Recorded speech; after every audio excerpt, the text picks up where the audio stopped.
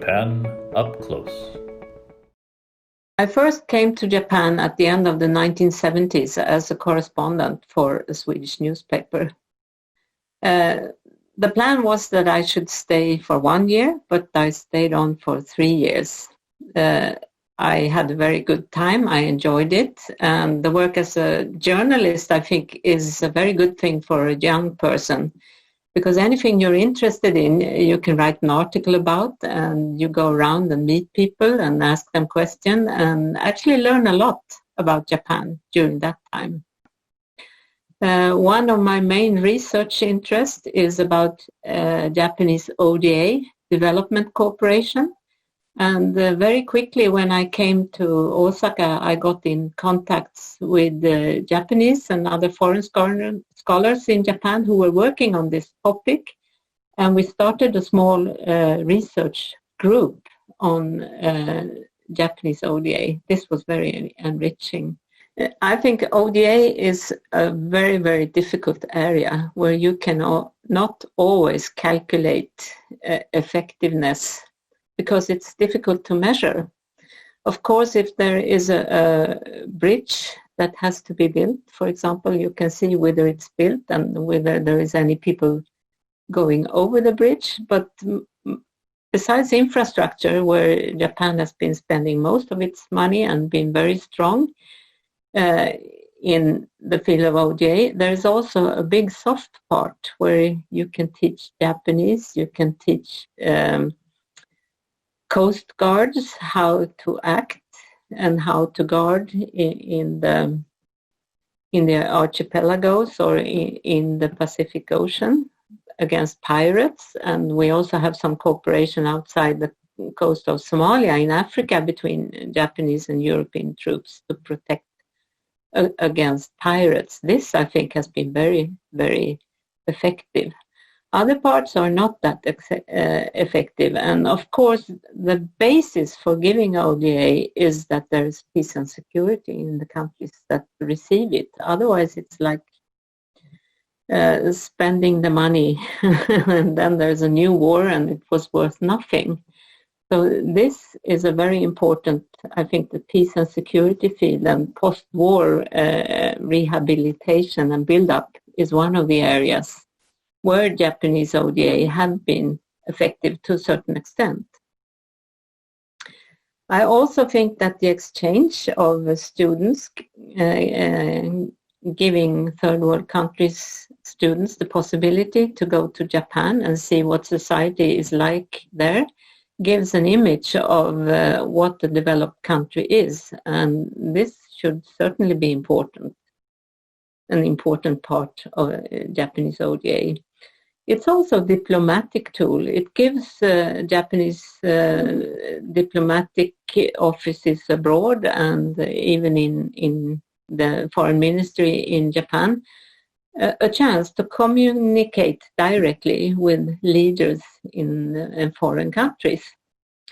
And if we look at if we go back in history a bit, I mean, Southeast Asia, already from the end of the 1970s onwards, there was a lot of Japanese ODA money spent on infrastructure. This was certainly effective, both in kick-starting the economic development in Southeast Asia, who was in no way done only by Japanese ODA money, but who was helped through the infrastructure. And it also helped Japanese companies who were then able to go out into Southeast Asia and establish production out there. I think there are two main which is affecting Japan's role and also the European role in the world. One has to do with the rise of China, where we see Chinese companies and Chinese people much more everywhere in the world. The other one has to do with the crisis of liberalism. Both Japan and the EU were, before we concluded our economic partnership agreement, negotiating with the US for a free trade agreement. In the Japanese case, the so-called TPP, and in the European case, the TTIP. When the US finally we were kind of looking at those two agreements, which would set the pattern for other agreements. From the EU side, I think there has been a consistent effort in actually improving relations with Japan, not only in the economic field, but also in the political field.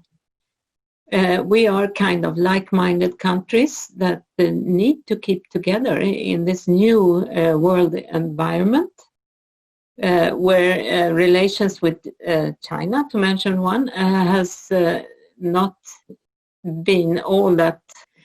So while China is rising, we have the Belt and Road project promoted from China, building infrastructure all the way into Europe. I think it's very important that Japan and EU here go together and start building infrastructure projects together. We have not seen that so far, but there is a project ongoing where actually EU and Japan will go out together to various countries in Central Asia, Eastern Europe, and also in Africa, and together see what we can do to help and assist those countries. Besides or under the strategic partnership agreement, there's another agreement on sustainable connectivity and quality infrastructure, and I think that is the two key words in Europe and Japan, and here we are going to work together.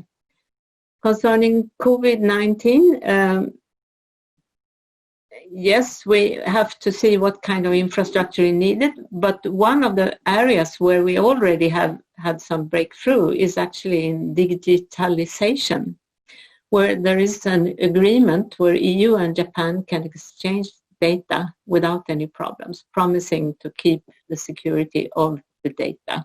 This is very important in times when we're sitting like this, having an interview over the web, that data can be kept secure. This is one important part.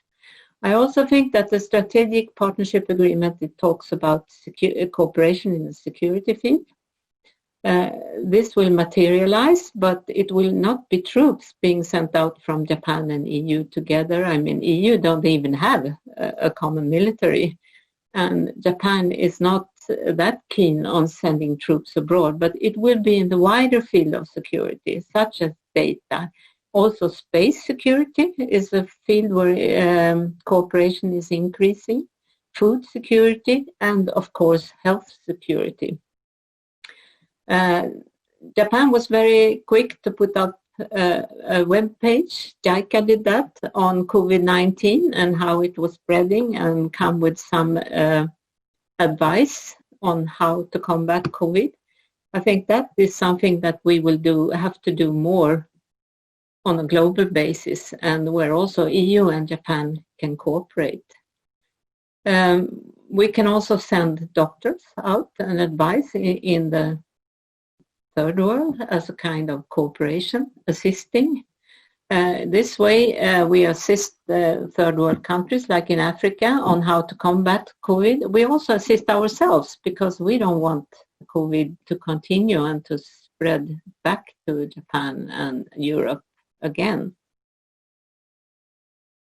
Japan up close.